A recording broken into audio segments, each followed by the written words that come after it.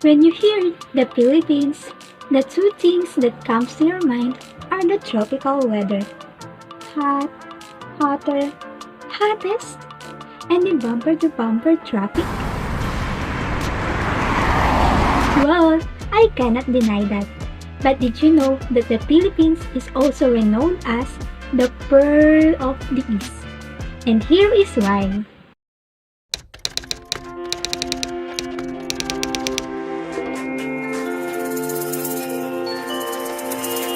The Philippines is an archipelago made up of 7,640 islands, which are separated into the three geographical regions of Luzon, Visayas, and Mindanao.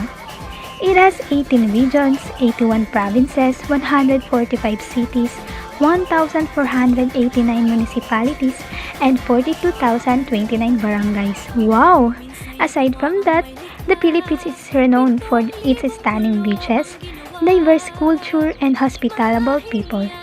And that is just within the country. Visit the Philippines if you want to see the Pearl of the East in all its splendor since it's offering heritage, beach and sand, and history tourism, and delicious cuisine and delicacies. Visit the Philippines now because it's more fun in the Philippines.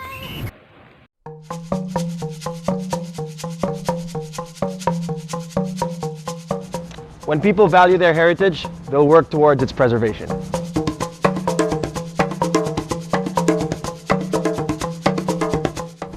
When people value their heritage, they will find ways to bridge that gap between modernity and ancestry.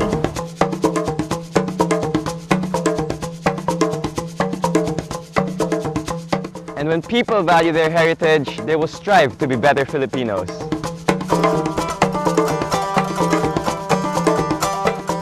It never ceases to amaze me at how easily we can forget who we are as a people.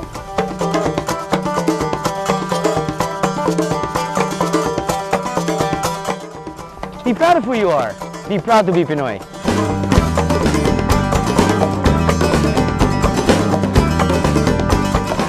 Celebrate Filipino Heritage Month this May.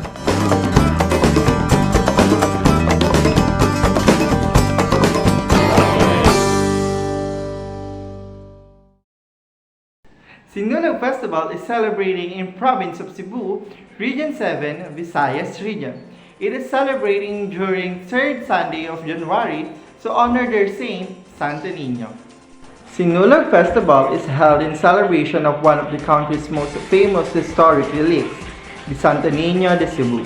This was the statue of the baby Jesus that was handed to the Raja Humabon of Cebu by the Portuguese explorer Ferdinand Magellan in 1521. This was one of the most important events in the religious history of the Philippines as it paved the way to the birth of Christianity in the country. Cagayawan Festival is celebrated in Region 11, Davao Region. The festivities are held every third week of August.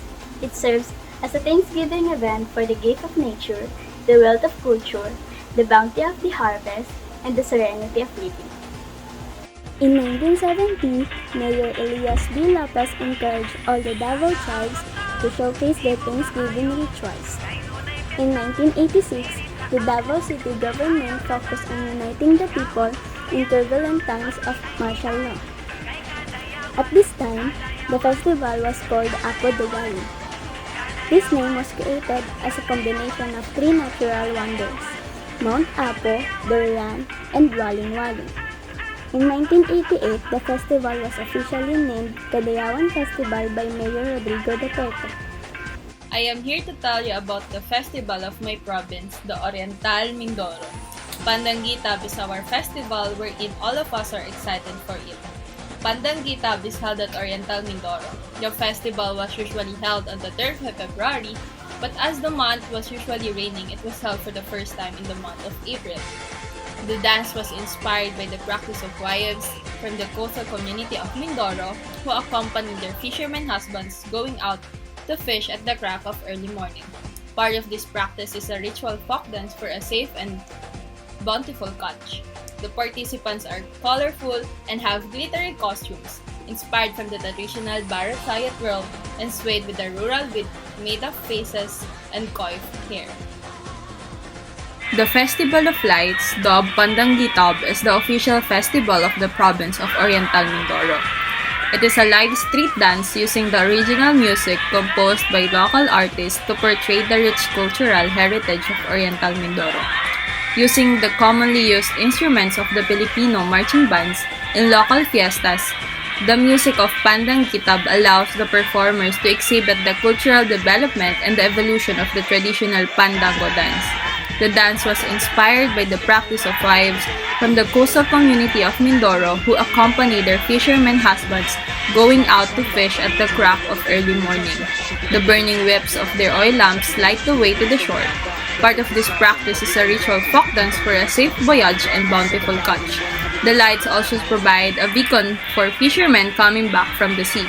The annual Pandang Kitab, the street dancing festival inspired by this practice, is a nod to this tradition. The Pandang Kitab, one of the much-awaited celebrations in Oriental Mindoro, was first introduced as a street dance in November 2001 to their 51st founding anniversary of Oriental Mindoro, and has been held every year since then. At the national level, the lively street dance has already reached great popularity and promotional exposure. Bangus Festival is celebrated annually in the city of Dagupan, Pangasinan, which is known as the Bangus capital of the Philippines. There is no exact Bangus Festival date, but it is a 10-day event held every April.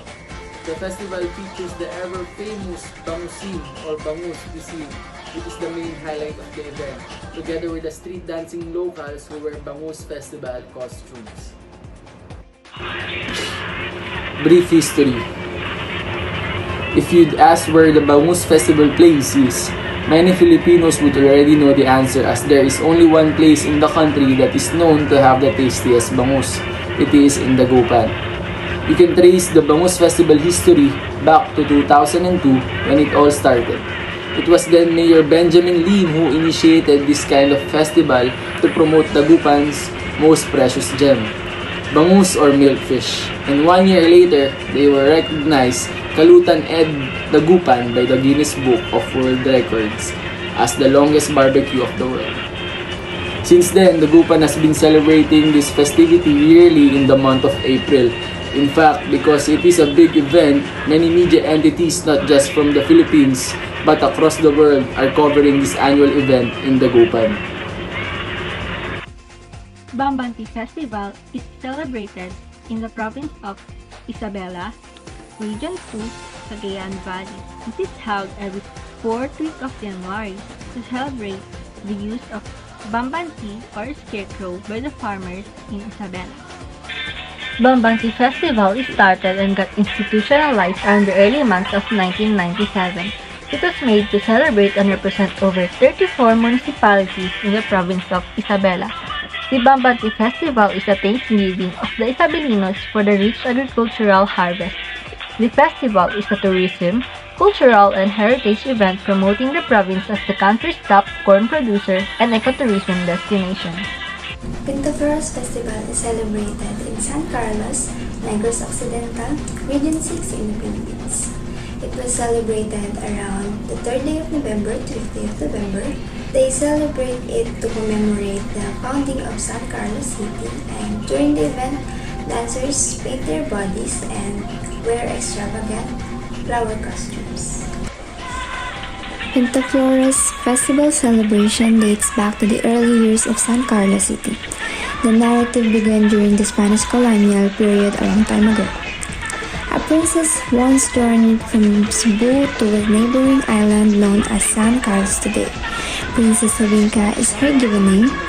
The Bingkalan was the old name for San Carlos. The princess is well known for her beauty and wit. During the early 17th century, Princess Sabinka ruled over the neighborhood Nabingkalan. When she was unwell, she sought the counsel of a local babaylan or folk healer, who recommended she instruct her people to cultivate flowers. Flowers did not endure long owing to the severe weather. The babaylan then requests that the villagers paint flowers for her. They followed the advice of Baylan. She recovered, and her folk cheered and danced when they heard the good news. It quickly became a Bari tradition. As a result, attractive young girls in ball dresses represent Princess Nabinka as her people dance in floral outfits, some with floral paint all over their bodies. This incredible story gave birth to a magnificent and colorful event that has become ingrained in the culture. This spectacular celebration provides insight into the city's rich socioeconomic heritage and is a popular tourist attraction also. Gigantes Festival is celebrated in the province of Angono in Rizal, and it is in the region of Calabarzon. And it always celebrates on November 22nd to honor its patron Saint Clement. The Gigantes Festival was held at the Angono Hacienda, which served as a symbol of rural rebellion in the latter years of Spanish domination. A satire of the evil hacienda owners from the time of Spanish colonial rule is presented here using hundreds of enormous papier-mâché puppets. Panagbenga Festival is recognized in province of summer capital, Baguio City. It is celebrated every month of February. The product covered mostly with flowers, and they often use sunflowers to decorate their costume and props. The term Panagbenga comes from a Kan-Kanaig term, means season of blooming. Bangawet has since been known as the father of the Panagbenga or Baguio Flower Festival.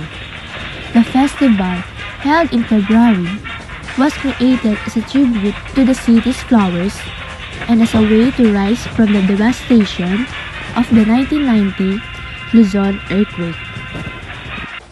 Ati-Atihan Festival. It is celebrated in Calibo Aklan, Region 6, Western Visayas. These festivals start every January 11 to 17. They are famous in piña weaving or pineapple silk traditional textile, and this is where located the ranked 9th world's best island, which is the Boracay Island. This is a celebration in honor of Infant Jesus, the town's patron. Group of people wearing colorful costumes made of indigenous materials and body paints. It is the oldest festival in the country, being called the mother of all 13 festivals. The name Ati means to imitate Ati, the local name of the Aita people, the first settlers of Panay Island and other parts of the archipelago. A religious festival, painting their bodies with soot to show their gratefulness and camaraderie with the Aita who had dark skin. Alimango Festival is an annual celebration for the abundance of crops. It is always celebrated in Lanao del Norte, municipality of Lana, and it is always celebrated every March 26. The product is specifically crabs, and the costumes is full of the shells of these crabs. Alimango Festival is a vivid and interesting festival in the town of Lala in the area of Lanao del Norte, held around March 22nd consistently. It is in accordance with the push of the national leadership and the Department of Tourism to advance and to upgrade a network-based improvement and maintainable tourism. A heap of theme parks remain amidst the swarm in this vivid town of Lala, tributing the 16th Alimango celebration last Wednesday, March 20.